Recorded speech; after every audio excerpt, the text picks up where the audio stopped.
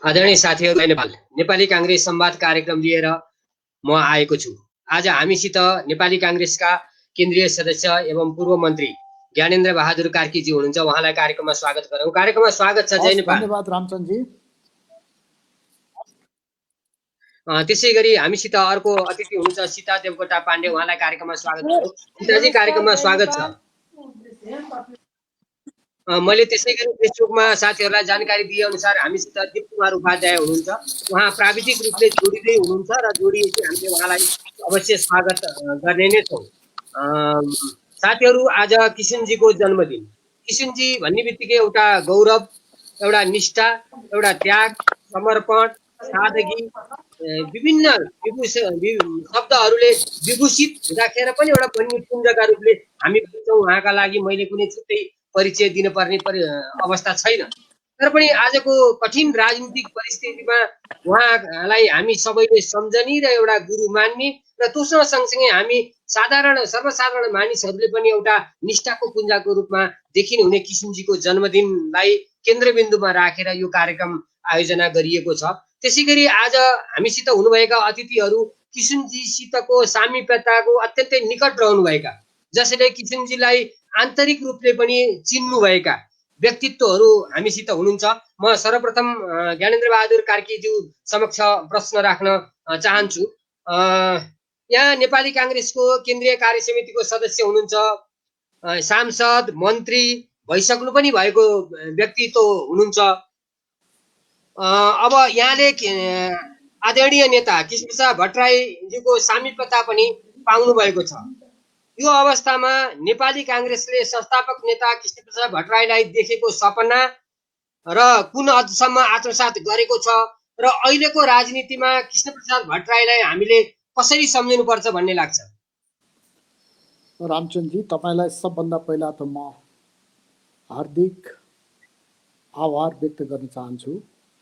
आज किशनजीलाई मुलुकले सम्झिनु पर्ने हो, तर आजका दिनमा पनि कृष्णप्रसाद भट्टराईलाई हामी संस्मरण गर्ने र कृष्णप्रसाद भट्टराईको बारेमा चर्चा गरेर उहाँले मुलुकका निमित्त गर्नुभएको योगदानको बारेमा नयाँ पुस्तालाई जानकारी गराउने अथवा उहाँप्रति नै अलिकति भए पनि न्याय गर्ने जुन कार्यक्रम तपाईले राख्नुभयो, यो कार्यक्रम प्रशंसनीय कार्यक्रम छ। म आजको दिनमा काठमाडौँमा रहँदा कृष्णप्रसाद भट्टराई अन्तिम समयमा रहनुभएको आश्रममा जाने गर्छु र आज पनि म त्यहाँ गएको थिएँ। केही समय मैले त्यहाँ बिताएँ र मैले उहाँको सहयोगी अमिता कपाली जो त्यहाँ अहिले बसिरहनु भएको छ, उहाँलाई पनि मैले भने आज रामचन्द्रजीले यस्तो यस्तो कार्यक्रम राख्नुभएको छ, तपाईलाई पनि उहाँले आमन्त्रण गर्नुभएको थियो अरे भन्दाखेरि मैले आमन्त्रण त पाइनँ, तर म यो सब कार्यक्रममा भन्दा पनि म किशनजीको यो आश्रममा किन म बसिरहेको छु मलाई नै थाहा छैन, तर म बसेर उहाँको चाहिँ चौकीदारीको काम गरिराखेको छु भनेर उहाँले भन्नुभयो। र उहाँलाई मैले त्यहाँ के भने किशनजीले जहिले पनि नियति भन्नुहुन्थ्यो, त्यही नियतिले तपाईँ यहाँ बसिरहनु भएको छ भनेर मैले भने। आज कृष्णप्रसाद भट्टराईले देख्नु भएको जुन सपना थियो, त्यो सपनातर्फ मुलुकलाई हामीले जुन गतिले अग्रसर गराउनु पर्ने हो, त्यो गतिले अग्रसर नगराएको कुरा हामीले चाहिँ कबोल गर्नुपर्छ। आजको दिनमा किशनजीलाई, यो मेरो व्यक्तिगत कुरा पनि हुनसक्छ, किशनजीलाई मैले 2033 सालदेखि 35 सालको अन्तसम्म नखु जेलमा किशनजीसँग सँगै बस्ने मैले चाहिँ अवसर पाएँ। सायद म कृष्णप्रसाद भट्टराईसँग बस्न नपाएको भएदेखि अथवा उहाँको सामिप्य मैले त्यो बेला नपाएको भएदेखि म यो क्षेत्रमा हुन्न थियो होला रामचन्द्रजी। र यो क्षेत्रमा आउने प्रेरणा र म जस्तै सैकडौँका उहाँ आदर्श हुनुहुन्छ, तर त्यो आदर्श अनुसार हामीले समाजलाई अगाडि बढाउने र समाजलाई उहाँको सपना अनुसार प्रतिफल दिने काम के कति गर्न सक्यौँ त्यो चाहिँ सो मूल्याङ्कन गर्नुपर्ने पनि अवस्था छ। र किशुनजी, मैले देखेको किशुनजी उहाँ विवेकबाट परिचालित हुनुहुन्थ्यो र जहिले पनि उहाँले अन्तरात्माको आवाजलाई सुनेर आफ्नो कदमलाई उहाँ चाहिँ अगाडि बढाउनुहुन्थ्यो। र किशुनजी, आजको दिनमा किशुनजीकै कुरा गरौँ, किशुनजी बिपी कोइरालाकै लेभलको बौद्धिक व्यक्तित्व पनि हुनुहुन्थ्यो। उहाँ त्याग, समर्पण र निष्ठाको एउटा सङ्गम हुनुहुन्थ्यो। त्यति मात्रै होइन, उहाँमा आध्यात्मको चिन्तन र आध्यात्मको दृष्टिकोणले हेर्दाखेरि पनि उहाँ एउटा धेरै ठुलो सन्तको रूपमा उहाँ चाहे प्रधानमन्त्रीको पदमा बस्दा होस्, चाहे पार्टी सभापतिको पदमा बस्दा होस्, चाहे जेलमा बस्दा होस्, उहाँले त्यो अनुसार आफूलाई चाहिँ नि चलाउनु भयो। र कृष्णप्रसाद भट्टराईले जुन बेला प्रधानमन्त्रीत्व 2046 सालको आन्दोलनपछि उहाँ प्रधानमन्त्री हुनुभयो, त्यो बेला उहाँसँग व्यवस्थापकीय अधिकार र कार्यकारीको अधिकार उहाँसँग थियो। तर त्यो अधिकार उहाँले सदैव मुलुक र मुलुकवासीका निमित्त प्रयोग गर्नुपर्छ भन्ने मान्यताबाट उहाँ समर्पित हुनुहुन्थ्यो। र उहाँले त्यस्तो कठिन परिस्थितिमा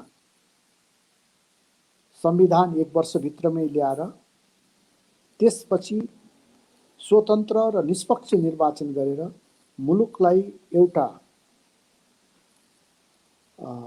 बहुलवादको बाटोमा अगाडि बढ्ने मार्गमा उहाँले प्रशस्त गर्नुभयो। तर त्यसपछि हामीले उहाँको आचरणलाई, उहाँको निष्ठालाई, उहाँको समर्पणलाई र उहाँको देखेको सपनालाई अलिअलि भाषणमा भन्यौँ होला, तर हामीले व्यवहारमा उतार्न सकेका छैनौँ। र अहिले पनि ढिलो भएको छैन।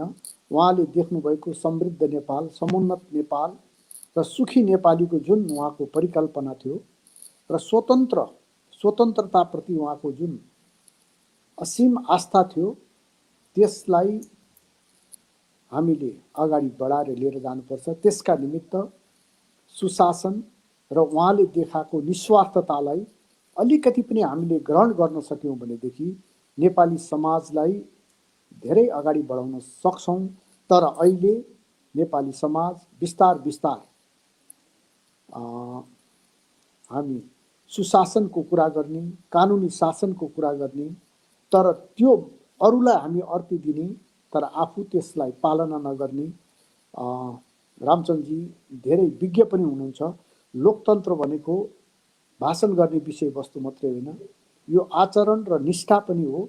र त्यो आचरण र निष्ठामा सधैँ कृष्णप्रसाद भट्टराई हिँड्नुभयो र हामी पनि त्यही मार्गलाई पछ्याएर हिँड्ने पार्टीको रूपमा यसलाई अग्रसर गराउँ। बत्ती बलेको छ, यसलाई अझै प्रज्वलित गरेर हामीले अगाडि बढाउन सक्यौँ भनेदेखि मलाई लाग्छ किशुनजीले देखेको सपना हाम्रो भावी पुस्ताले पुरा गर्नेछ र त्यो प्रतिफल हाम्रो समाजले चाहिँ पाउनेछ। हजुर, अब म सीताजी भएको ठाउँ आउँछु। सीताजी, तपाईँले पनि कृष्णप्रसाद भट्टराईज्यूलाई एक किसिमले नजिकबाट चिन्नुभयो, सादगीपनसित परिचित हुनुभयो।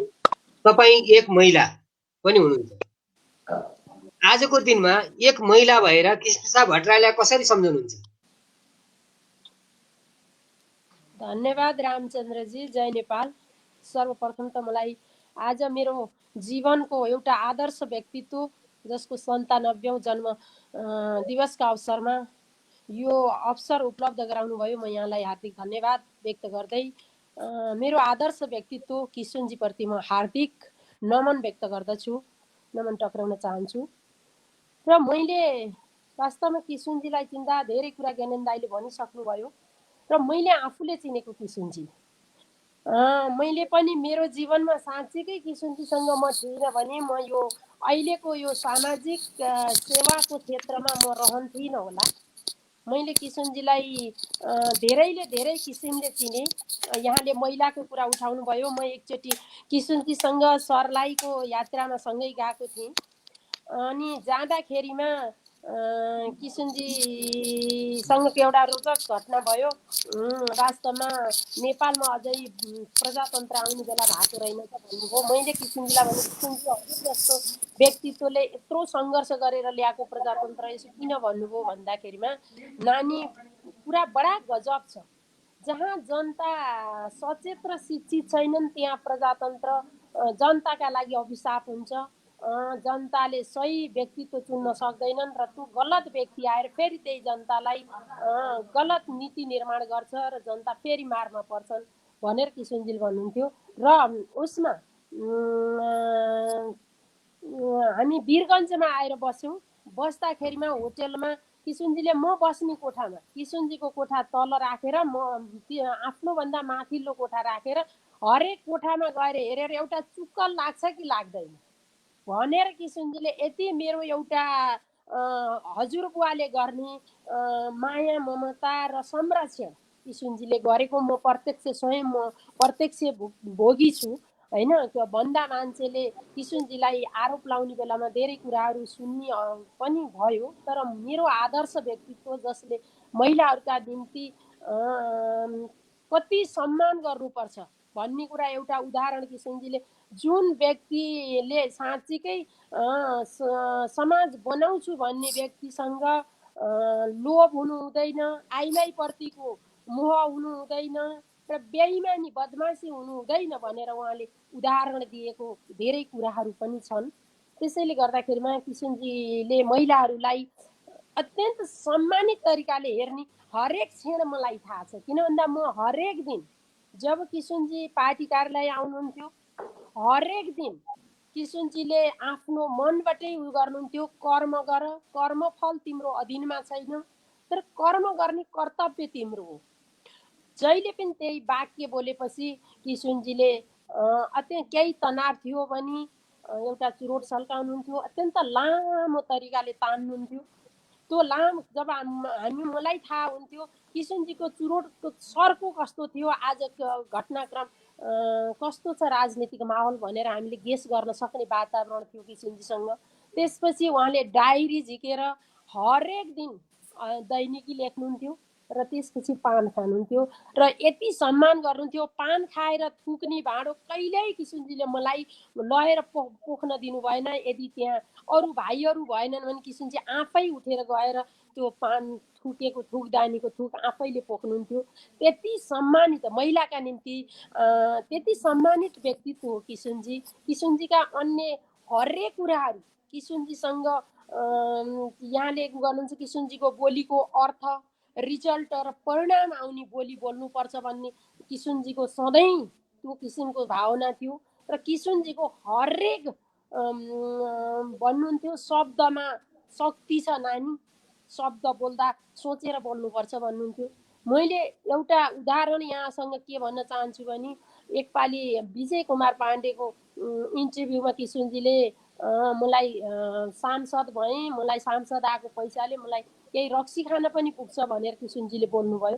तर त्यो बोली केका लागि थियो भन्दा यहाँ दैनिक अल्कोहल पिएर हिँडेका व्यक्तित्वहरूले तिनीहरूको आम्दानी कहाँ छ भनेर किशनजीले त्यो बोलीको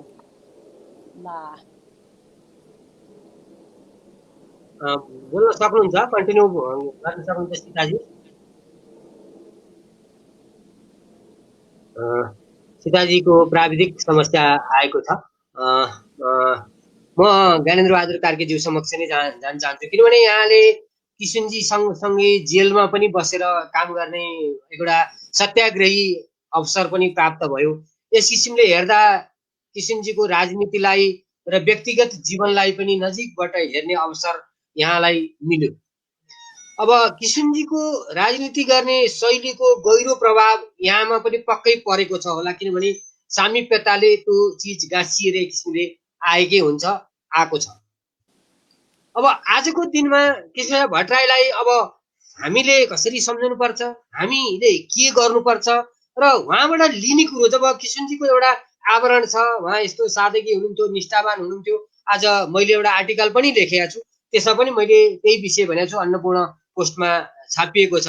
योसँग सँगसँगै अहिले मैले अमिता कपालीज्यूलाई मैले नै फोन गरेको थिएँ, यस्तो कार्यक्रम छ भन्दा उहाँले होइन म चाहिँ नि आश्रममा आज अहिले साधारण किसिमको एउटा दीप प्रज्वलन गर्ने मात्रै कार्यक्रम छ, धेरै मान्छे पनि हामीले बोलाएका छैनौँ, तर यो प्राविधिक रूपले हुने कार्यक्रम भाइ मै कहाँ आउनुहुन्छ भने त्यहाँ हामी जोडिन सक्छौँ, अन्यथा भाइले कार्यक्रम गर्नुहोस्, हामीले पनि यस्तो सानो कार्यक्रम गर्दैछौँ भनेर भन्नुभएको थियो। किनभने आज अमिता कपाली पनि हाम्रा लागि एउटा सम्मानितै हुनुहुन्छ, किनभने उहाँले किसिमजीको लामो सङ्गत गर्नुभयो, त्यसबाट एक किसिमको ऋषिमुनि उहाँ पनि बन्नुभएको छ भने त्यो परिस्थितिमा यहाँ पनि हुनुहुन्छ भन्दा आज हामीले आजको कठिन परिस्थितिमा कसरी सम्झिउन् र नयाँ पुस्ताले पनि किसिमजीलाई कसरी चिनुन् भन्ने लाग्छ।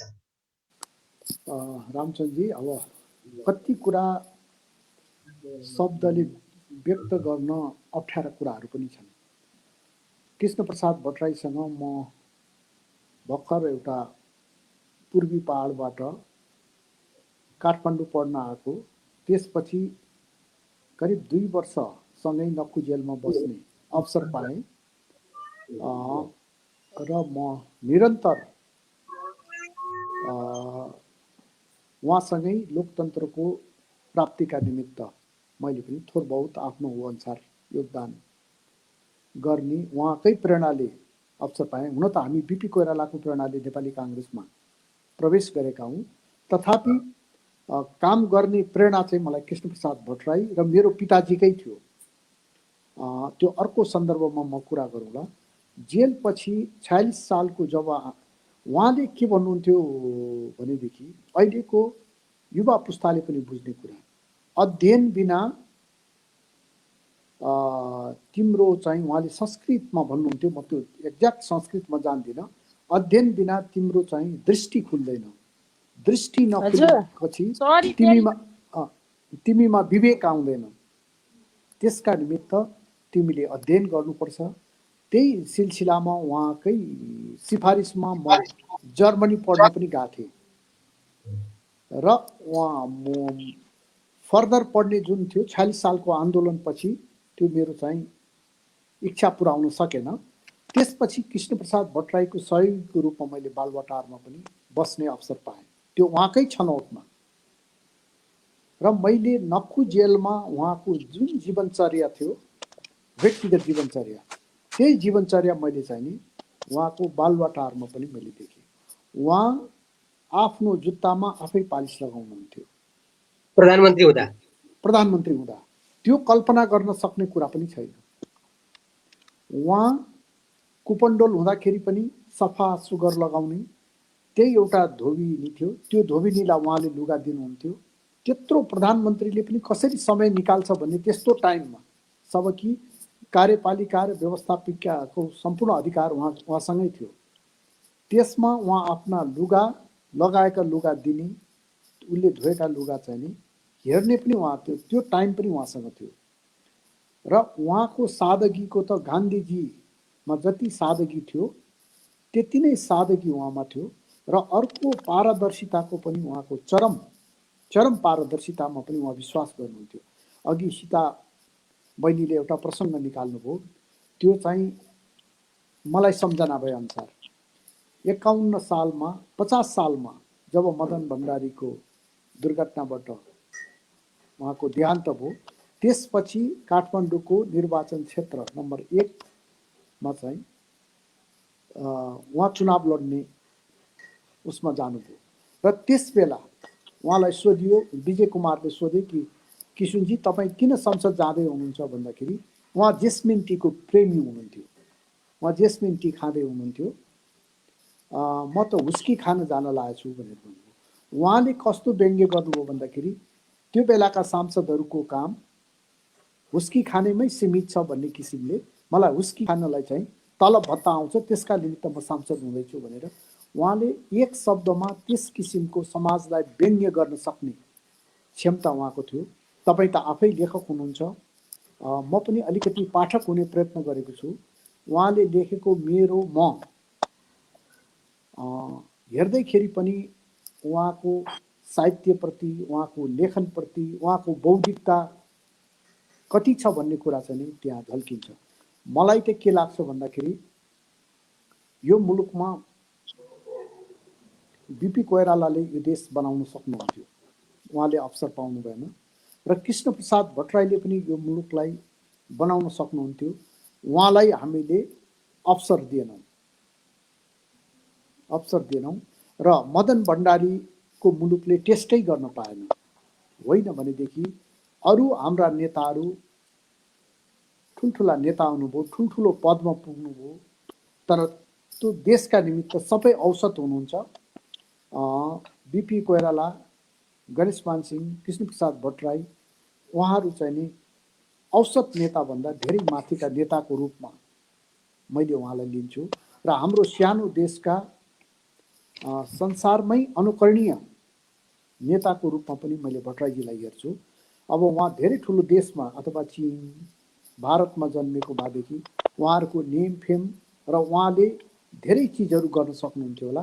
तर नेपालमा लोकतन्त्र स्थापनाका निमित्त भट्टराईजीले जुन योगदान गर्नुभएको छ त्यो भावी पुस्तालाई हामीले जानकार गराउन जरुरी छ। र त्यो लोकतन्त्रमा उहाँले के सपना देख्नु भएको थियो त्यो कुरा पनि जानकार गराउनु चाहिँ जरुरी छ। उहाँ लगातार 10 वर्ष जेल बस्नुभयो, उहाँले कुनै किसिमको सम्झौता गर्नु भएन। त्यसपछि मैले अघि सुरुमा भने म त्यो कुराबाट म सधैँ प्रभावित छु। उहाँले भन्नुहुन्थ्यो अन्तर्मनलाई सोधेर तिम्रो आफ्नो पाइला अगाडि बढाऊ र विवेकबाट निर्देशित हो।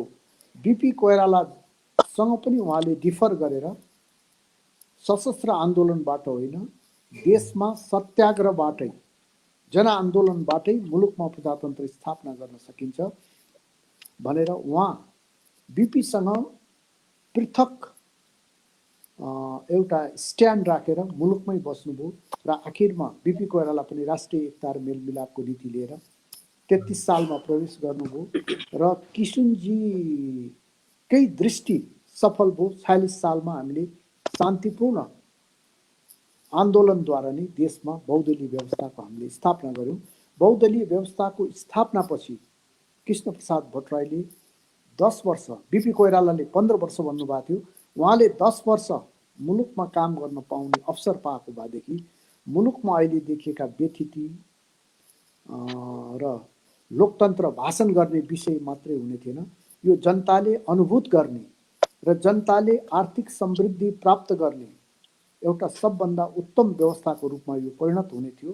र त्यो बाटोमा अहिले पनि लोकतन्त्र सङ्कटमा छ। त्यो बाटोमा हामीले लोकतन्त्रलाई जसरी उहाँहरूले अनेक चुनौतीलाई अवसरमा परिणत गरेर देशलाई निकास दिएर अगाडि बढ्नुभयो, त्यही निकास दिने उहाँहरूको प्रेरणालाई हामीले पनि आत्मसात गरेर उहाँले अपनाएको निस्वार्थताको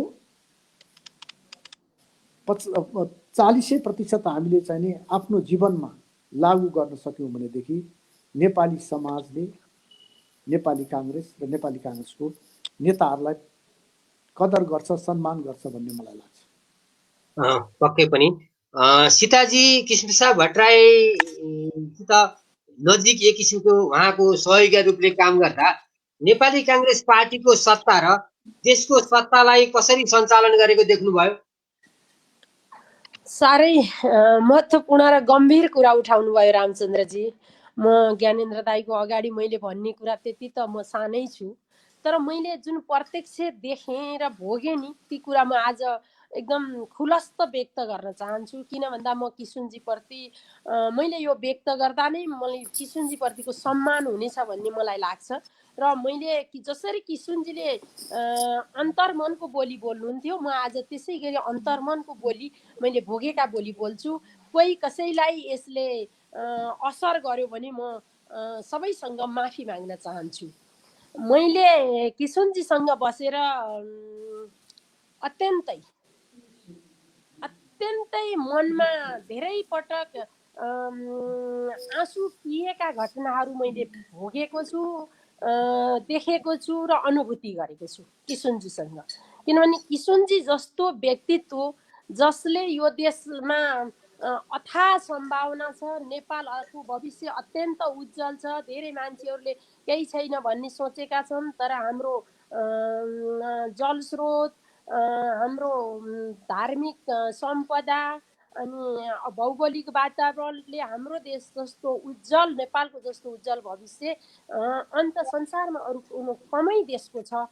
त्यसैले हतोत्साही हुनु हुँदैन, नेपालमै केही गर्नुपर्छ भनेर विदेश जान खोज्ने व्यक्तिहरूलाई, युवाहरूलाई पनि उहाँले अत्यन्त नेपालमै बस्न प्रोत्साहित गर्ने व्यक्तित्व। तर उहाँको राजनीतिक जीवनमा यस्ता घटना आयो।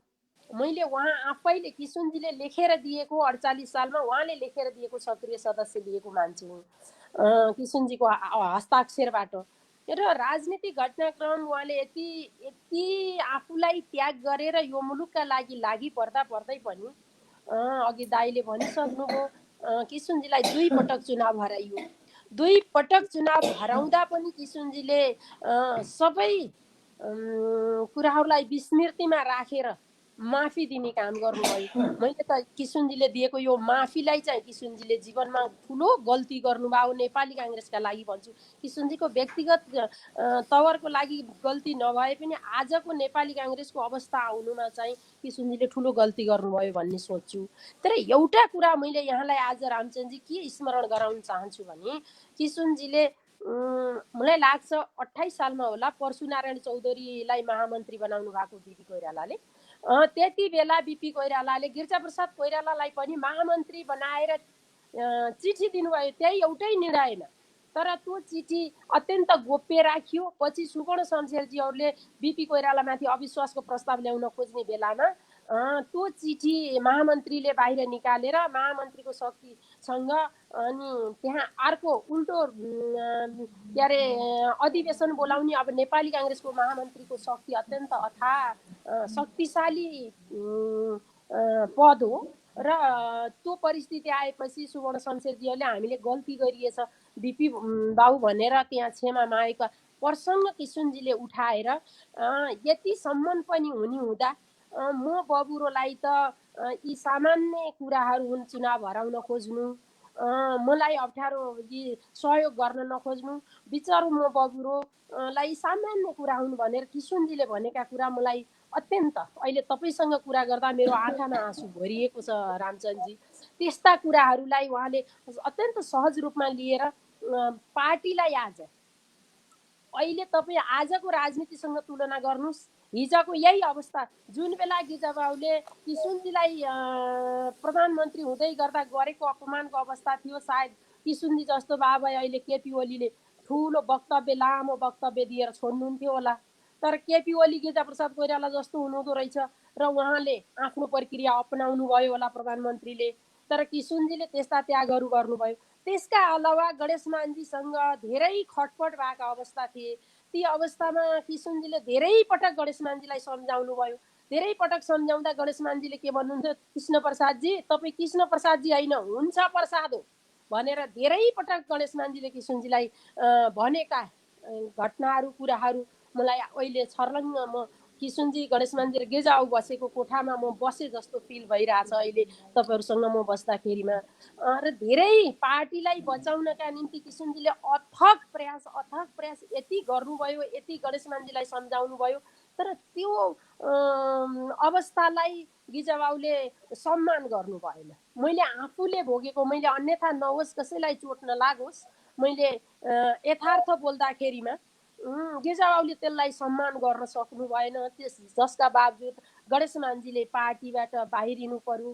किशुनजीले पनि सम्हाल्न नसकेका कारण बरु मैले नै पार्टी छोड्छु, म बाहिर बस्छु, नेपाली काङ्ग्रेस बचोस् भनेर किशुनजीले भन्नुभयो। तर मलाई के लाग्छ भने यो कलियुग हो। यो कलियुगमा तपाईँले मैले गरेका कुरा यही युगमा हामीले भोग्नुपर्छ। जसरी राजनीतिक प्रसङ्ग उठाउनु भयो, गिजाबाउले किशुनजीलाई र गणेश मानजीलाई गरेका अपमानका बावजुद जङ्गलमा बसेका माओवादीहरूलाई सत्तामा ल्याउनु भयो, राष्ट्रपति हुने एउटा सपना देख्नुभयो, अन्तमा गेजाउले राष्ट्रपति हुन सक्नु भएन। मलाई कता कता खड्किन्छ, कतै किशुनजी र गणेश मानजीलाई गरेको अपमानका कारण अन्तमा गेजाउले त्यो अपमान सहनु परेको त होइन। मलाई कसो कसो त्यो गेजाउप्रतिको त्यो अपमान पनि मलाई असह्य हुन्छ र गणेश मानजी र किशुनजीको अपमान त झन् म सहनै सक्दिनँ, किनभने गणेश मानजीले पनि राति 8 बजेसम्म पनि आफ्ना इतिहासका पानाहरू बताएर हामीलाई पार्टी अफिसमा 8 बजेसम्म बोलाउनुहुन्थ्यो। किशुनजीले त्यसै गरेर बस्नुहुन्थ्यो। त्यसले गर्दाखेरिमा आजको यो वातावरणमा, आजको यो राजनीतिक माहौलमा किशुनजीको त्यो त्याग सम्झँदा मात्रै पनि यो राज्यका निम्ति साँच्चीकै यो बहुदल, यो लोकतन्त्र, यो गणतन्त्र बच्न केही सहयोग पुग्छ कि भन्ने मलाई लाग्छ। पक्कै पनि सीताजी। अब म ज्ञानेन्द्र बहादुर कार्कीज्यूसँग जान चाहन्छु। केशवप्रसाद भट्टराई यहाँले पनि भन्नुभयो कसैसँग नजुट्ने, कसैसँग सम्झौता नगर्ने नेताको रूपमा देखिनुहुन्छ। यतिखेरको आन्तरिक राजनीति पनि तरल छ भने छिमेकीसँगको राजनीतिक अवस्था पनि तरल छ। यस्तो अवस्थामा कृष्णप्रसाद भट्टराई हुनुभएको भए के गर्नुहुन्थ्यो होला र यतिखेर तपाईँ समेत नेपाली काङ्ग्रेसले के गर्नुपर्छ र के गर्दैछ?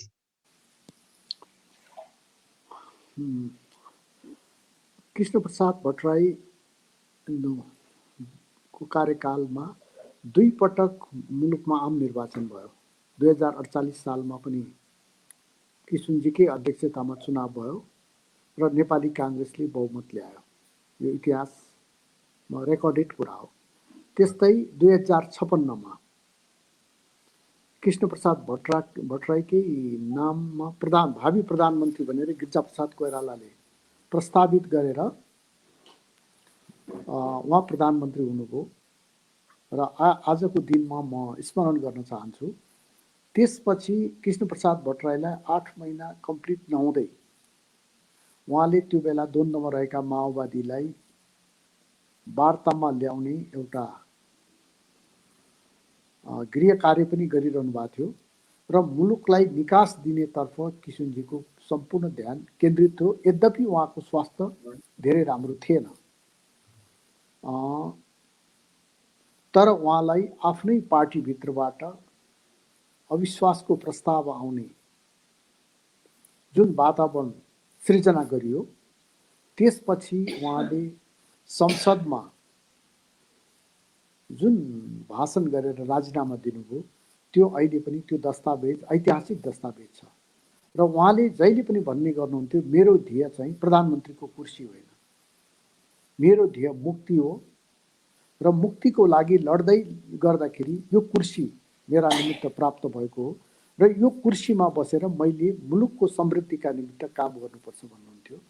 र उहाँ अहिले पनि मैले आज धेरै फेसबुकहरूमा देखेँ एउटा सुराही र ट्याङ्का बोकेर निस्केको।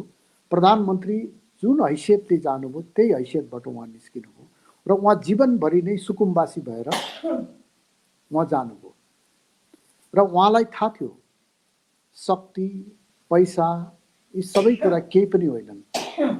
सबैभन्दा ठुलो कुरो सत्कर्म हो भन्ने मन्त्र उहाँलाई थाहा थियो र उहाँले त्यो भाषणमा, मलाई अहिले स्मरण छ, त्यो भाषणमा भन्नुभएको छ, म प्रस्तावित प्रधानमन्त्रीको नाममा मलाई जनताले, नेपाली जनताले अनुमोदन गरेका हुन् र हरेक काङ्ग्रेसका निर्वाचित संसदमा मेरो मतको केही अंश छ, तथापि पनि अहिले मैले यो सङ्कटबाट मुलुकलाई निकास दिन र लोकतन्त्रलाई बचाउनका निमित्त म राजीनामा दिन्छु भनेर उहाँले दिनुभयो। जबकि गिरिजाप्रसाद कोइरालाले 51 सालमा मध्यावधि निर्वाचन गराउनुभयो। उहाँलाई पनि त्यो मध्यावधि निर्वाचन गर्ने छुट त्यस बेलाको संविधानले दिन्थ्यो, तर उहाँले त्यो बाटो नगएर सहज रूपले देशले यो मान्छे प्रधानमन्त्री हुन्छ भनेर बहुमत प्राप्त प्रधानमन्त्रीले सहज रूपले उहाँले छोड्नुभयो। यो नै आज हामीले उहाँलाई बुझ्ने कुरा हो र कतिले कृष्णप्रसाद भट्टराई सफल कि असफल भनेर मूल्याङ्कन गर्छन्। उहाँकै शब्दमा भन्ने हो भनेदेखि मूल्याङ्कन मेरो म आफैले गर्नेछु र मूल्याङ्कन समाजले गर्नेछ र परमात्माले मूल्याङ्कन गर्नेछ भनेर उहाँ भन्नुहुन्थ्यो। त्यही भएर उहाँले आफूलाई सन्तको रूपमा नभएदेखि त प्रधानमन्त्री भएको मान्छे सुकुम्बासी त बन्न चाहन्न। उहाँले आफ्नो सुकुम्बासी उहाँले हामीलाई पनि टाइम टाइममा सुनाउनुहुन्थ्यो। 7 सालबाट क्रान्तिबाट फर्किसकेपछि, क्रान्ति सफल भइसकेपछि एकपटक उहाँलाई बिपी कोइरालाले भन्नुभयो अरे, तपाईँ सुकुम्बासी जस्तो हुनुहुन्छ, आएर मसँगै बस्नुहोस्, तपाईँलाई पनि सहयोग हुन्छ, मलाई पनि सहयोग हुन्छ भन्दाखेरि उहाँले तपाईँको यो सदाशयका निमित्त तपाईँलाई धन्यवाद, म स्वतन्त्रता प्रेमी मान्छे छु, मेरो स्वतन्त्रतामा अङ्कुश आउने कुनै पनि कुरा मलाई स्वीकार्य छैन, त्यसैले म तपाईँसँग बस्न चाहन्न भनेर उहाँले भन्नुभयो। र आजीवन उहाँले निष्ठाका निमित्त र समाजलाई बदल्नका निमित्तै उहाँले काम गर्नुभयो। अहिले भ्रष्टाचारको जुन किसिमको समाजमा व्यापकता छ, त्यसलाई कृष्ण प्रसाद भट्टराईलाई एकताल हामीले स्मरण गर्न सक्यौँ भनेदेखि हामीलाई थाहा लाग्छ हामी सबैले यो संसार छोडेर जानुपर्छ। यो संसार छोडेर जाँदाखेरि न हामी शक्ति लिएर जान्छौँ, न सम्पत्ति लिएर जान्छौँ, न हाम्रा सन्तति लिएर जान्छौँ। त्यसैले सन्ततिका निमित्त, मुलुकका निमित्त सत्कर्म गर्नुपर्छ भन्ने उहाँको जुन मार्ग छ, त्यो मार्गलाई हामीले पछ्याउँ। र नेपाली काङ्ग्रेसले हाम्रो केन्द्रीय कार्य समितिको अहिलेको विषम परिस्थितिमा बैठक चलिराखेको छ र बैठकमा साथीहरूले आफ्नो धारणा राख्दै हुनुहुन्छ र नेपाली काङ्ग्रेसले मुलुकलाई द्वन्द्वबाट बचाउँदै हामीले जारी गरेको संविधान 15 सालमा पनि हाम्रै अग्रसत्तामा आएको संविधान थियो, त्यो राजा महेन्द्रले खत्तम गर्दै 47 सालमा कृष्ण प्रसाद भट्टराईको नेतृत्वमा बनेको संविधान थियो, त्यसलाई पनि हामीले ओन गर्न सकेनौँ, त्यो गयो। र अहिले जुन संविधान छ, यो संविधान पनि हामीले ल्याएको संविधान हो। यो माथि ठुलो आक्रमण भएको छ, यसलाई जोगाउँदै लोकतन्त्रको जुन आत्मा छ, त्यो आत्मालाई मर्न नदिएर अहिलेको कठिन परिस्थितिबाट देश र समाजलाई निकास र नेतृत्व दिने काम नेपाली काङ्ग्रेसले गर्नुपर्छ। नेपाली काङ्ग्रेस अब हिजो हाम्रा पनि धेरै कमी कमजोरी छन्, कुनै गुट उपगुटको सृजना गरेर होइन, नेपाली काङ्ग्रेस मुलुकका लागि नेपाली काङ्ग्रेस भन्ने हामीले नारा मात्रै होइन, त्यसलाई आत्मसात गरेर अब नेपाली जनताको बीचमा गएर देशलाई द्वन्द्वबाट जोगाउँदै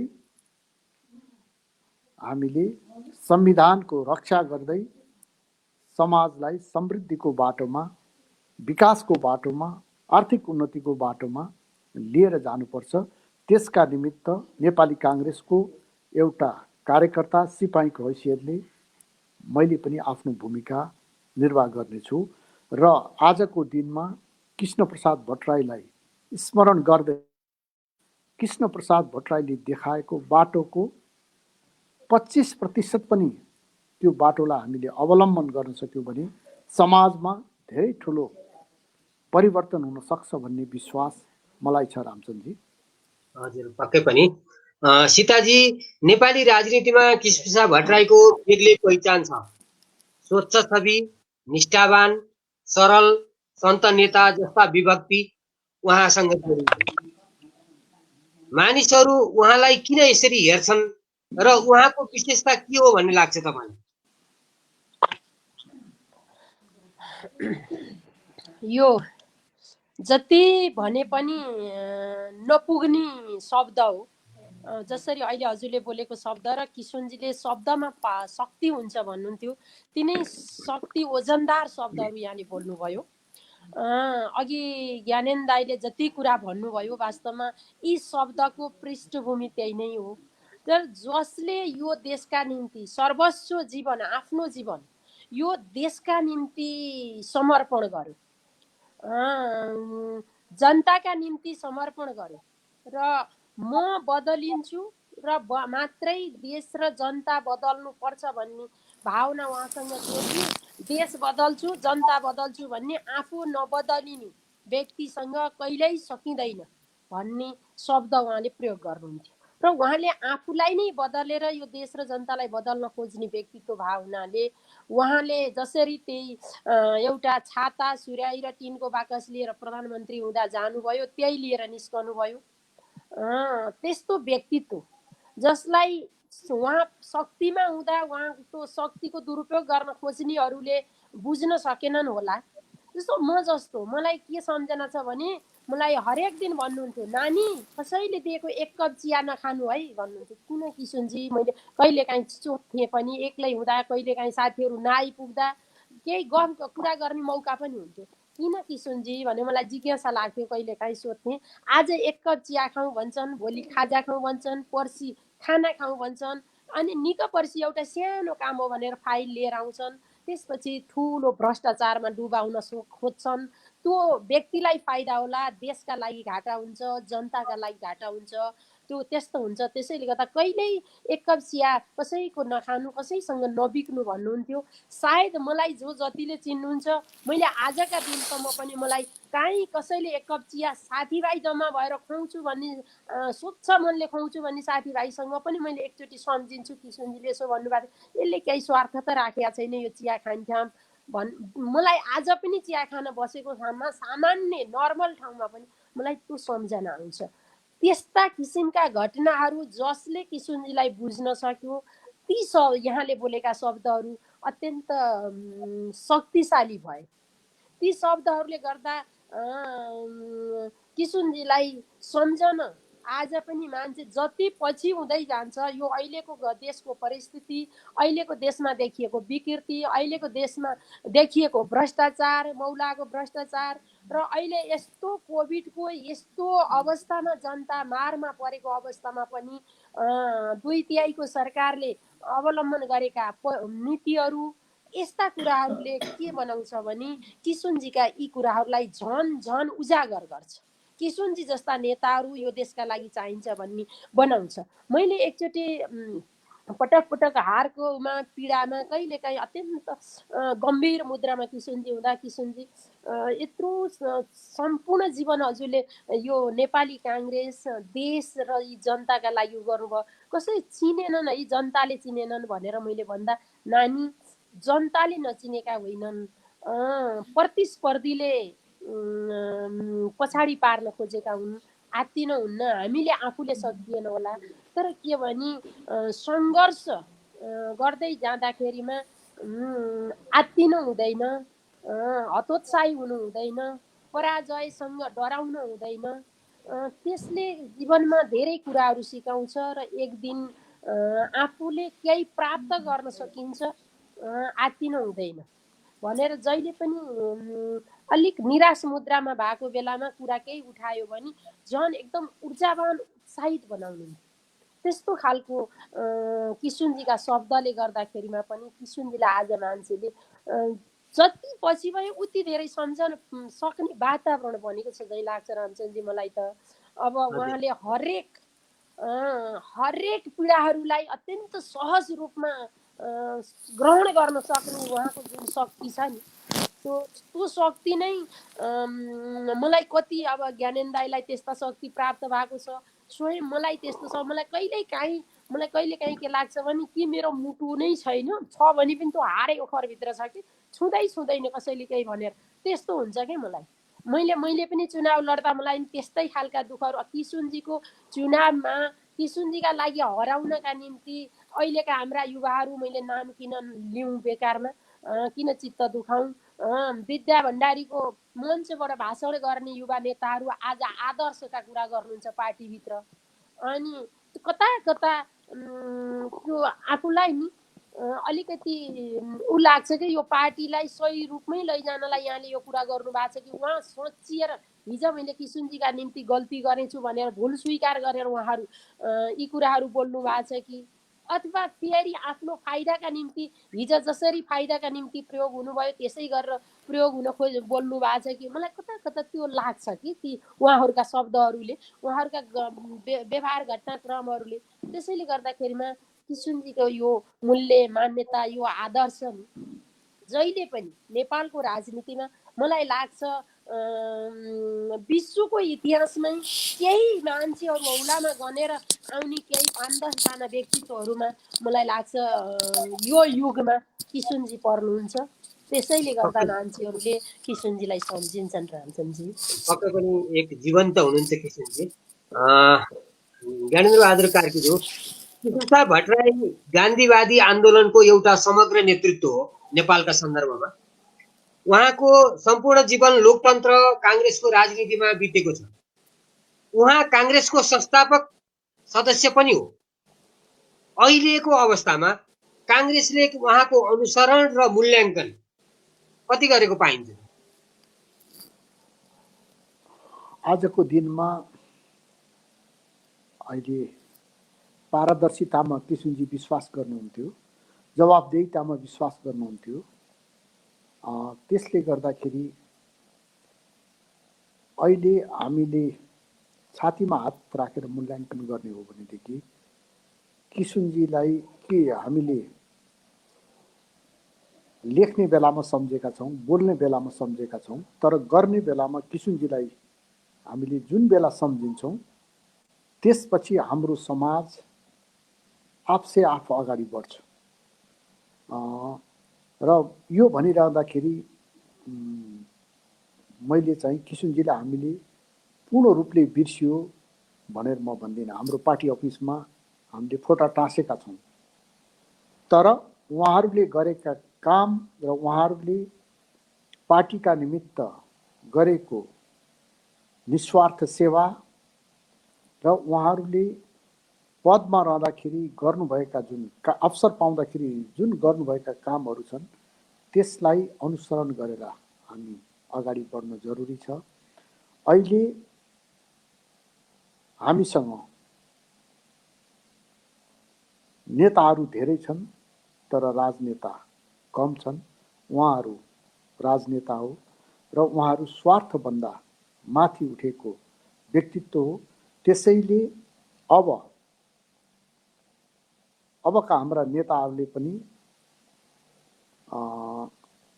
आफूलाई आत्मा मूल्याङ्कन गर्दै 2 स्टेप अगाडि बढाएर उहाँहरूको जुन गौरवशाली परम्परा छ त्यसलाई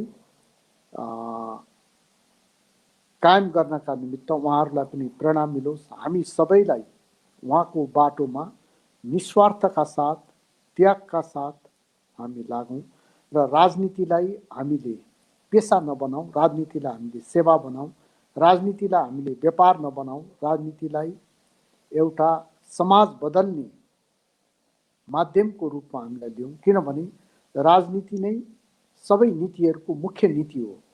त्यसले गर्दाखेरि राजनीतिमा बस्ने मान्छे लोकतन्त्रको भाषण मात्रै गर्ने होइन, लोकतन्त्रको मूल्य मान्यता अनुसार आचरण गर्ने बाटोमा हामी अग्रसर हौँ। र किशुनजीले जुन मूल्य मान्यताका निमित्त आफूलाई समर्पित गर्नुभयो त्यो समर्पणलाई स्मरण गरेर हामीले हाम्रो काममा मूल्याङ्कनका साथ अगाडि बढौँ। म सानो आज म तपाईँलाई एउटा मसँग किशुनजीका धेरै स्मरणहरू छन्। त्यसमध्येमा आज मैले अमिता कपालीजीलाई एउटा सोधेको थिएँ अनि उहाँले मलाई मैले नथाहा पाएको 1-2 कुरा उहाँले भन्नुभयो। म एकपटक जलस्रोत मन्त्रालयको कार्यभार सम्हालेपछि म कहीँ विदेश जाँदै थिएँ। उहाँ लाउनमा पनि त्यत्तिकै सोखी हुनुहुन्थ्यो, खानामा पनि त्यत्तिकै सोखी हुनुहुन्थ्यो। अनि मैले उहाँलाई ब्रिटिस ट्विटको एकदम उहाँ पारखी हुनुहुन्थ्यो। अनि मैले चाहिँ त्यो ब्रिटिस ट्विटको कुरा गर्दाखेरि अनि अमितालाई उहाँले बोलाउनुभयो। अमितालाई बोलाएर अनि दराज खोल्न लाउनुभयो। त्यसमध्येमा मलाई छानेर एउटा कोट लिएर जानुहोस् भन्नुभयो। अनि मैले किशुनजी मैले त तपाईँलाई ल्याउने कुरा गरिरहेको छु भने होइन छान्नुहोस् भने मैले एउटा कोट छाने। त्यो कोट अहिले पनि मसँग सुरक्षित छ। अनि उहाँले पछि के भन्नुभयो भनेदेखि तपाईँ मलाई अब आवश्यकता छैन, मसँग पुग्ने सामान छ। यो एउटा हेर्दाखेरि साधारण कुरा छ, यसले धेरै ठुलो सन्देश दिन्छ। र अर्को पनि एउटा स्मरण छ, 56 सालतिर भन्दा अगाडि हो, किशुनजी यहाँ कुमलटारमा बस्नुहुन्थ्यो हाम्रा केही साथीहरूले त्यतिखेर 1 लाख रुपियाँको निकै अर्थ राख्थ्यो। हामीले सल्लाह गरेर कसैले 2000 कसैले 3000 महिनाको दिएर एउटा लिस्ट बनाएर शेरबहादुर देउवाकै नेतृत्वमा 1 लाख रुपियाँ चाहिँ हरेक महिना किसिमजीलाई दिने भनेर हामीले लिस्ट सहित नयाँ वर्षको दिन उहाँको घरमा हामी पुग्यौँ। पुग्दाखेरि उहाँले नामहरू हेर्नुभयो अनि त्यसपछि त्यो बेला शेरबहादुर देउवा पनि उपस्थित हुनुहुन्थ्यो। उहाँले भन्नुभयो तपाईहरू सबैलाई धन्यवाद छ, मभन्दा निडी पिपुल धेरै छन्, तिनीहरूका लागि गर्नुहोस्, म मेरो खाने व्यवस्था मै गर्छु भनेर उहाँले भन्नुभयो। भन्दाखेरि निस्वार्थताको उहाँसँग चरम निस्वार्थताको उहाँ नमुना हुनुहुन्छ। उहाँलाई कसैले केही कुरा लिएर दियो भनेदेखि उहाँ अर्को मान्छे कोही आयो र यसको आवश्यकता छ भनेदेखि उहाँ त्यो दिनुहुन्थ्यो। र उहाँको यति आर्थिक अनुशासन थियो, पार्टीको पैसा उहाँले भिन्नै खल्तीमा राख्नुहुन्थ्यो, आफ्नो खर्च गर्ने पैसा उहाँ भिन्नै खल्तीमा राख्नुहुन्थ्यो। यी गुणहरू अलिकति पनि हामीले सिक्न सक्यौँ भनेदेखि हामीले समाज बदल्नलाई धेरै ठुलो योगदान गर्न सक्छौँ। तर अहिले हाम्रो राजनीति चुनाव जित्ने र व्यवहारवादीमा मात्रै गएको छ। व्यवहारवाद र सिद्धान्तलाई हामीले साथ लिएर जानु जरुरी छ। र किशुनजी सरस्वती मान्छेको नजरमा हेर्ने हो भने उहाँ असफल राजनेता हो, तर भोलि इतिहासले मूल्याङ्कन गर्नेछ उहाँ जुन कामका निमित्त उहाँले आफूलाई समर्पण गर्नुभयो त्यसमा उहाँ पूर्ण रूपले हरेक परीक्षामा उहाँ प्रथम श्रेणी प्राप्त विद्यार्थी सोसरको चाहिँ व्यक्तित्व हो। पदमा जानु मात्रै ठुलो कुरो भएन। 18 महिना बीपी कोइराला प्रधानमन्त्री हुनुभयो, तर उहाँलाई नेपाल रौन्जेल नेपालीले सधैँ स्मरण गर्छन्। त्यस्तै गरेर कृष्णप्रसाद भट्टराई को 56 सालको त म कुरा गर्दिनँ, किन भन्दाखेरि त्यो बेला उहाँको स्वास्थ्य पनि खराब भइसकेको थियो र उहाँमा जुन एउटा उत्साह र मनोबल थियो त्यो पनि उहाँको टुटिसकेको थियो। तर 48 सालमा किशुनजीले 1 वर्षको बिचमा जुन काम गरेर देखाउनु भयो त्यो नेपालको इतिहासमा सधैँ एउटा उदाहरणीय दस्तावेजको रूपमा कामको रूपमा रहन्छ। र आजको दिनमा किशुनजीलाई स्मरण गर्दाखेरि किशुनजीले चालेको पाइलामा हामीले पनि कदम अगाडि बढाउँ। यो नै पार्टीका निमित्त र समाजका निमित्त अनुकरणीय योगदान हुन्छ जस्तो मलाई लाग्छ। पक्कै पनि आदरणीय साथीहरू, हामी कार्यक्रमको लगभग अन्त्यतिर आइपुगेका छौँ। हामीसित प्राविधिक रूपले दिपकुमार उपाध्याय जोडिन सक्नु भएको छैन। अब म सीताजी भएको ठाउँमा आउन चाहन्छु। कृष्णप्रसाद भट्टराईको राजनीतिक इतिहास हेर्दा आजीवन दुःख कष्ट पाएको र भोगेको देखिन्छ। त्यसैले आजको उहाँको जन्मोत्सवको दिन हामीले उहाँको जन्मोत्सव कसरी मनाउनु पर्छ? मैले त खास गर्ने हो भने किशुनजीका हरेक दिन म सधैँ मैले किशुनजीले अघि पनि मैले भने कर्म गर, कर्मफल तिम्रो अधीनमा छैन, कर्म गर्ने कर्तव्य तिम्रो हो भनेर हरेक दिन किशुनजीले भन्नुहुन्थ्यो। मैले त्यो भगवान श्री कृष्णले बोलेको त्यो वचनलाई जसरी किशुनजीले हरेक दिन व्यक्त गर्नुहुन्थ्यो म त्यसै गरी व्यक्त गर्छु। र आजको दिनमा सायद रामचन्द्रजीले नि सम्झाउनु भयो होला, मैले त्यो शब्दलाई मैले 8-10 चोटि उच्चारण गरेँ। मलाई त्यही शब्दले उ गर्यो र हरेक पटक के झझल्कायो भने कहिलेकाहीँ कस्तो हुन्छ मान्छेलाई भने धेरैले मैले केही पाइनँ। अझै नेताहरूलाई तपाईँले देख्नु भएको छ, अझै शेरबहादुरजीलाई पुगेको छैन, केही पाइनँ भन्ने भएको छ। रामचन्द्रजीले मैले केही पाइनँ भन्नुभएको छ, अरू नेताहरूले मैले केही पाइनँ मलाई पुगेन भन्नुभएको छ। तर किशुनजीले मलाई देशले अथाह दियो, मलाई देशले धेरै दियो, देशले मलाई धेरै गर्यो भनेको किशुनजीको वचनलाई आज मैले जलजली सम्झेको थिएँ। किनभने आजको राजनीतिक घटनाक्रममा अझै भोलि देश कतातिर जाने हो र आज नेपाली काङ्ग्रेसले हाम्रो अहिले बनेको विधानले गाउँ ओडादेखि ओडामा अथाह ठाउँ छ, ओडामा त्यति धेरै साथीहरूलाई समेट्ने ठाउँ छ, वडापछि गाउँपालिकामा त्यत्तिकै समेट्ने ठाउँ छ, प्रदेशमा त्यत्तिकै समेट्ने ठाउँ छ, क्षेत्रमा त्यत्तिकै छ, जिल्लामा त्यत्तिकै छ। तपाईँले वडादेखिको जिल्लासम्म हेर्नुभयो भने कमसे कम पनि 200 देखि 500 साथीहरू अट्ने एउटा पूर्वाधार बनेको छ। तर हामी के गर्छौँ त भन्दाखेरिमा मेरो मान्छे ल्याउनका निम्ति गाउँमा राख्न पर्ने मान्छेलाई केन्द्रमा ल्याउन खोज्ने, अनि तपाईँको मान्छे ल्याउनका निम्ति वडामा राख्न पर्ने मान्छेलाई तपाईँले जिल्लामा लाने गरेपछि पार्टीको सङ्गठन बन्दैन। आज तपाईँले मैले बिहानैदेखि किसुनजी भएको भएर अहिलेको पार्टीको विधानलाई हेर्दाखेरिमा इमान्दारीपूर्वक गाउँमा खटेका, अहिले जिल्लामा इमान्दारीपूर्वक खटेका कार्यकर्ता तपाईँले खोजेर पनि 200 देखि 500 पुर्याउन कन्टिन्यू लाग्ने कार्यकर्ता पाउन गाह्रो छ।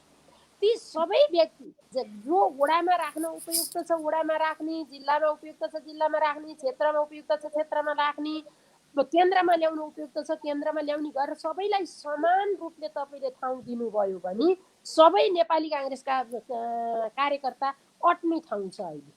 त्यसले गर्दा तर तपाईँले मेरो र तेरो भन्न थाल्नुभयो भने जसले गाउँलाई चिनेको छ, एउटा गाउँको वडाको वडा अध्यक्षले आफ्नो वडाका सबै मान्छे चिन्छ, त्यो वडा अध्यक्षलाई तपाईँले जिल्लामा ल्याउने केन्द्रमा ल्याउनु भयो भने केन्द्रको विकास निर्माणको प्रक्रिया कसरी लाने उसलाई थाहै हुँदैन। तर वडा उसले सम्हालेर बसेको हुन्छ। जब मतदाता कहाँ छन् त ब्यालेटमा मत हाल्ने मतदाता भन्दा वडामा छन्, गाउँमा छन्। ती गाउँका वडाका मान्छेलाई संरक्षण गर्न त्यो वडा अध्यक्षलाई बलियो बनाउने, क्षेत्रमा जाने मान्छेले, केन्द्रमा जाने मान्छेले, जिल्लामा जाने कार्यकर्ताले गर्ने एउटा वातावरण खाका तयार गर्ने हो भने आज जुन घटनाक्रमको विकास भएको छ राजनीतिक घटनाक्रम, नेपाली काङ्ग्रेसले सम्मानपूर्वक कार्यकर्तालाई कसैले पनि कुनै नेताले पनि आफ्नो भनेर नचेप्ने र दुःख गरेको र आफ्नो ठाउँ पाएको दिन पर्ने कार्यकर्तालाई ठाउँमा राख्ने हो भने नेपाली काङ्ग्रेसको अत्यन्त जसरी किसुनजीले यो देश र नेपाली काङ्ग्रेसको भविष्य उज्जवल छ भन्नुहुन्थ्यो जहिले पनि, त्यस्तै उज्जवल छ। त्यो उज्जवल भविष्य छ भन्ने झझलको आज कसले जगाइदिन्छ होला, किसुनजीले भनेका यी कुरा कसले बोलिदिन्छ होला। मलाई बिहानैदेखि त्यो कि हिजोदेखिकै त्यही खुल्दुलीमा यो 97औं जनौसँग मलाई त्यो खुल्दुली लगाइरहेको थियो, तर रामचन्द्रजीले कसरी मलाई सम्झिनु भयो र मैले यो कुराको आज व्यक्त गर्ने अवसर पनि पाएँ। र म के चाहन्छु भने आदरणीय मेरो नेता किसुनजी पछिको आदर्श व्यक्तित्व ज्ञानेन्द्र दाई यही मेरो सामु हुनुहुन्छ। म ज्ञानेन्द्र दाईसँग पनि हार्दिक अनुरोध गर्न चाहन्छु, हामीले पार्टीलाई साँच्चीकै संस्थागत रूपमा अगाडि बढाउनका निम्ति दुःख गरेका कार्यकर्ताहरूलाई ठाउँ अनुसार उसको हैसियत अनुसार त्यो ठाउँमा स्थान दिएर गयौँ भने अबको निर्वाचन भलै नेपाली काङ्ग्रेसले निर्वाचनमा जान पक्कै पनि डराउँदैन। तर नेपाली काङ्ग्रेसले यो देशको जहिले पनि किसुनजीले कानुनभन्दा माथि कोही छैन, तिमी जतिसुकै माथि भए पनि याद गर तिमीभन्दा माथि कानुन छ भनेर जहिले पनि किसुनजीले सम्झिनुहुन्थ्यो। कानुनभन्दा माथि कोही छैन, कानुनलाई नेपाली काङ्ग्रेसले सहस्र स्वीकार्छ। चुनावमा जाने वातावरण बन्यो भने नेपाली काङ्ग्रेस चुनावबाट पछाडि हट्दैन भनेर नेपाली काङ्ग्रेसले एउटा नेपाली काङ्ग्रेसको आफ्नो आदर्शलाई लिएर नेपाली काङ्ग्रेस आजको परिस्थिति राजनीतिक घटनाक्रमलाई अगाडि लिएर बढ्यो भने मलाई लाग्छ आज किसुनजीको 97औं जन्म जयन्तीको अवसरमा किसुनजीप्रति गर्ने श्रद्धा, किसुनजीप्रति गर्ने एउटा भक्तिभाव र किसुनजीले माथि बसेर दिने हामीलाई नेपाली काङ्ग्रेसका तमाम कार्यकर्तालाई, देश र जनतालाई संरक्षण गर्ने एउटा आशीर्वाद नेपाली काङ्ग्रेसका सबै नेताहरूले आफ्नो संयमता र सुझबुझलाई सम्झिदिनु भयो भने किसुनजीको आशीर्वाद सब नेपाली काङ्ग्रेस र नेपाली जनता र यो देशलाई लाग्छ भन्ने म आजको दिनमा स्मरण गर्न चाहन्छु। पक्कै पनि अब हामी कार्यक्रमको अन्तिममा आएका ज्ञानेन्द्रलाई कृष्णप्रसाद भट्टराई सशस्त्र क्रान्ति होस् वा सत्याग्रही आन्दोलन होस्, त्यसमा निष्ठा र समर्पणले आफूलाई अगाडि बढाउनु भएको हामी पाउँछौँ। त्यस्तो व्यक्तित्व कृष्णप्रसाद भट्टराईले नेपालको लोकतान्त्रिक आन्दोलनलाई कस्तो प्रभाव पारेको देख्नुहुन्छ? किनभने यहाँ सशस्त्र क्रान्तिहरू पनि त्यसपछि अर्थात् सशस्त्र विद्रोहहरू पनि त्यसपछि भएका देखिए र शान्तिपूर्ण सत्याग्रही आन्दोलनहरू पनि देखिए। किशुनजीको मूल स्पिरिट, किनभने आफू सशस्त्र क्रान्तिमा सहभागी भएर 7 सालको क्रान्तिमा कुनै ठाउँको नेतृत्व पनि उहाँले गर्नुभएको हामी पढ्छौँ र पछिका राजनीति हामीले देखेका पनि छौँ। यसका बारेमा अलि सबैले बुझ्ने किसिमले यहाँले राखिदिनुहोस् न। मलाई यो उहाँको डाक्टर राजेश जो इतिहासकार पनि हुनुहुन्छ, उहाँले किशुनजीसँग लामो अन्तर्वार्ताहरू पनि दिनुभएको छ। त्यसमा पनि केही कुराहरू परेको मलाई लाग्छ र किशुनजीसँग हामी प्रतिबन्धित टाइममा पनि थियौँ र प्रतिबन्धित टाइममा पनि उहाँले के भन्नुहुन्थ्यो भन्दाखेरि अब सशस्त्र आन्दोलन मार्फत ल्याइएको परिवर्तन त्यो दिगो हुन सक्दैन र जनताको चेतनाबाट आएको परिवर्तन दिगो हुन सक्छ। त्यसले समाजलाई परिवर्तन गर्न सक्छ र सधैँ जनताको चेतनामाथि हामीले विश्वास गर्नुपर्दछ र जनतालाई परिवर्तनका वाहक सम्झेर र प्रतिफलका पनि हिस्सेदार सम्झेर हामीले काम गर्नुपर्छ भन्ने मान्यता उहाँले राखेको म पाउँछु र कतिपयले कोट अनकोट हामी चाहिँ आफ्नो हित अनुसार, आफ्नो स्वार्थ अनुसार हामी नेताहरूलाई कोट अनकोट गर्छौँ र त्यो गर्नु चाहिँ अन्याय हो र कृष्णप्रसाद भट्टराई राजावादी हुनुहुन्थ्यो भन्ने कुरा पनि हामी धेरै गर्छौँ। तर कृष्णप्रसाद भट्टराई म नेभी सङ्घको अध्यक्ष कृष्णप्रसाद भट्टराईले प्रस्ताव गरेरै म नेभी सङ्घको अध्यक्ष भएको व्यक्ति हुँ।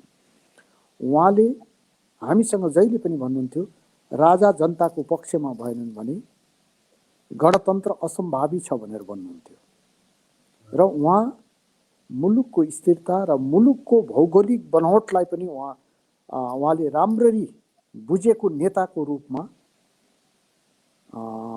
इतिहासले उहाँलाई स्मरण गर्छ र मेरो पनि लिमिटेड जुन ज्ञान छ, नलेज छ, त्यसले पनि मलाई के लाग्छ भन्दाखेरि उहाँ हाम्रो देशको जुन भू राजनीति छ त्यसलाई पनि गहिरो अध्ययन गरेको व्यक्ति र नेपालको स्वतन्त्रता, अखण्डता कसरी सुरक्षित रहन सक्छ त्यसबारेमा पनि उहाँमा उच्च चेतना भएको नेताको रूपमा मैले उहाँलाई लिन्छु र उहाँले भारत र चीनसँग हामीले सम्बन्धलाई, दुईटाको सम्बन्धलाई बुझ्न सकेनौँ भनेदेखि मुलुकमा स्थिरता हुन सक्दैन भन्ने उहाँको मान्यता भएको कुरा दस्तावेजहरूमा पनि छ र मैले उहाँसँगको विचार विमर्शमा पनि यी कुराहरू पाएको छु। यी सबै कुराहरूलाई मूल्याङ्कन गर्दै हामीले हाम्रो सामर्थ्यमा हाम्रो पार्टीलाई अगाडि बढाउनु पर्दछ र जनताको साथ सधैँ नेपाली काङ्ग्रेसलाई रहँदै आएको छ र यसलाई अझ अभिवृद्धि गर्ने काममा किशुनजीले, बिपी कोइरालाले, गणेश मानजीले देखाएको बाटोमा हामीले समाजलाई अगाडि बढाउनु पर्दछ र गिरिजाप्रसाद कोइरालाले पनि जसरी जीवनको उत्तरार्धमा माओवादीलाई शान्ति प्रक्रियामा लिएर गणतन्त्रको स्थापनाका निमित्त जुन भूमिका निर्वाह गर्नुभएको छ, यी सबै कुराहरूलाई हामीले उच्च मूल्याङ्कन गर्दै आगामी कदम हामीले यो देशलाई निकास दिने, विकास दिने र नेपाली काङ्ग्रेस नेपाली जनताको लागि हो भन्ने कुरा स्थापित गर्ने काममा हामी अगाडि बढ्नुपर्छ। यो इतिहासले दिएको जिम्मेवारी छ र हाम्रा नेताहरूको सपना पनि त्यही छ। त्यसलाई पुरा गर्नका निमित्त हाम्रो कदम अगाडि बढ्नुपर्दछ। भाषणमा होइन, व्यवहारमा यो कदम चाहिँ अगाडि बढ्नुपर्छ र रामचन्द्रजीले कृष्णप्रसाद भट्टराईको बारेमा अलिकति भए पनि जुन चर्चा परिचर्चा गराउने प्रयत्न गर्नुभयो, यसका निमित्त म तपाईलाई फेरि पनि हृदयदेखि धन्यवाद दिन चाहन्छु र किशुनजीको बारेमा अझै धेरै कुराहरू समाजमा आउन बाँकी छ। ती कुराहरूलाई तपाईहरू जस्तो बौद्धिक व्यक्तित्वले ल्याउनुभयो भनेदेखि किशुनजीका प्रति पनि न्याय हुनेछ र नेपाली समाजका निमित्त पनि न्याय हुनेछ भन्ने मलाई विश्वास छ। पक्कै पनि हामी अब अन्तिममा आइपुगेका छौँ। सीताजी 1 मिनेटमा केही कुरा भन्न मन लागेको छ भने 1 मिनेटमा सकौँ न।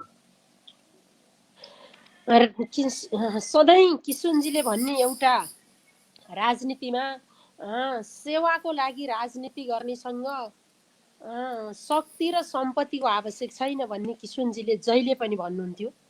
मलाई आज मैले यो देशको सेवा गर्न लाग्दा मसँग शक्ति र सम्पत्ति चाहिन्छ भन्ने मलाई कदापि छैन।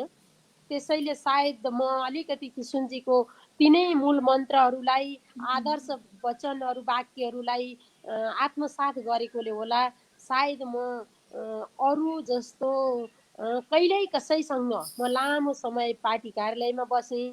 मैले आफ्नो जीविकालाई जसरी भोगेँ त म कहिल्यै पनि मेरो आदरणीय ज्ञानेन्द्र दाइ यही हुनुहुन्छ, सबै नेताजीहरू मेरा दाजुहरू यहाँ हुनुहुन्छ, मैले कसैलाई कहिल्यै पनि मेरा लागि यो दुःख गरिदिनुहोस् भनेर दुःख दिन पनि म कहिल्यै कसै कहाँ पुगिनँ जस्तो मलाई लाग्छ। सबैजना यहाँ हुनुहुन्छ र मलाई अझै पनि मेरो बाँकी जीवन जति छ मैले सेवाका लागि राजनीति गर्न सकूँ। मलाई शक्ति र सम्पत्ति नभए पनि किशुनजीले जस्तै आदर्शको राजनीति, जनताको सेवाका निम्ति गर्ने राजनीति गर्ने अवसर मलाई मिलोस्। किशुनजीको यो प्रेरणा सदैव ममा रहिरहोस्, मेरो मन विचलित नहोस्, मलाई कुनै कुराले लाभान्वित गर्न खोज्दा पनि म त्यतापट्टि नझुकौँ भन्ने खालको एउटा शक्ति ममा प्राप्त होस्। किशुनजीको नाम जप्दा मलाई त्यो शक्तिले सधैँ आत्मसात गरोस् भन्ने म आज किशुनजीलाई सम्झिँदाखेरिमा यिनै कुराहरू पूर्ण गर्न चाहन्छु र किशुनजीका निम्ति मैले यति अवसर बोल्ने यो प्लेटफर्म उपलब्ध गराइदिनु भयो रामचन्द्रजीलाई विशेष आभार व्यक्त गर्दै हार्दिक धन्यवाद दिन चाहन्छु। धन्यवाद। जय नेपाल। हस् त सीताजी, मैले यहाँलाई बिदा गरेँ। जय नेपाल। अब अन्त्यमा ज्ञानेन्द्र बहादुर कार्कीज्यू, अन्त्यमा 1 मिनेटमा मैले सोध्न नसकेको र यहाँलाई भन्न मन लागेको केही कुरा छ भने राखौँ न। मैले त तपाईँले सोधे अनुसार कति कुरा भन्न सकेँ। म तपाईँले उ गर्नुहोला, मूल्याङ्कन गर्नुहोला। किशुनजी जहिले पनि सुशासनको पक्षमा हुनुहुन्थ्यो र किशुनजी चाहिँ भ्रष्टाचार रहित समाज निर्माणको पक्षमा हुनुहुन्थ्यो। मैले पहिलाचोटि जलस्रोत मन्त्रालयको जिम्मेवारी सम्हालेपछि उहाँलाई भेट्न गएँ अनि उहाँले भन्नुभयो तपाईँ कुन मन्त्री हुनुभयो भन्नुभयो। मैले यो मन्त्री भएँ भन्दाखेरि तपाईँ निष्कलङ्क भएर निस्किनु होला, राम्रो काम गर्नु होला भनेर उहाँले भन्नुभयो। भन्दाखेरि मलाई उहाँलाई स्मरण गर्दाखेरि निष्कलङ्कता र निस्वार्थताको मात्रै बिम्ब मेरो अगाडि चाहिँ प्रस्तुत हुन्छ र त्यसले अगाडिको बाटो हिँड्नलाई सधैँ मार्ग निर्देशन गर्छ भन्ने मलाई लाग्छ। हस्, मैले यहाँलाई बिदा गरेँ। धन्यवाद। जय नेपाल। जय नेपाल रामचन्द्रजी, जय नेपाल। आदरणीय साथीहरू, हामी नेपाली काङ्ग्रेस संवाद कार्यक्रमको अन्त्यमा आइपुगेका छौँ। आज हामीले नेपाली काङ्ग्रेसका केन्द्रीय सदस्य ज्ञानेन्द्र बहादुर कार्की र सीता देवकोटा पाण्डेज्यूसित कुराकानी गऱ्यौँ र प्राविधिक रूपले दीप कुमार उपाध्यायसित जोडिन सकेनौँ। प्राविधिक समस्या यस्तो खालको कार्यक्रमहरूमा आउँछ, तर पनि धेरै किसिमको प्रयत्न दीप कुमार उपाध्यायले गर्नु भएको थियो, हाम्रो तर्फबाट भएको थियो, तर जोडिन सकिएन। तर पनि आजको बहस किशुनजीलाई केन्द्र भागमा राखेर उहाँको जन्मदिनका सन्दर्भमा किशुनजीलाई एक किसिमले ज्ञानेन्द्र बहादुरजीको शब्द र सीताजीको शब्द सापट्टि लिएर भन्दा उहाँलाई उहाँका बारेमा विस्तृत रूपमा अर्थात् छोटकरी रूपमा तर विस्तृत पनि केही हदसम्म चाहिँ नि चर्चा परिचर्चा गर्ने अवसरमा आइपुगियो र हामीले चर्चा गऱ्यौँ। यहाँहरूको मूल्याङ्कन नै अन्तिम मूल्याङ्कन रहनेछ। हामीलाई प्राविधिक रूपले सहयोग गर्ने भाइ शाश्वत घिमिरे लगायत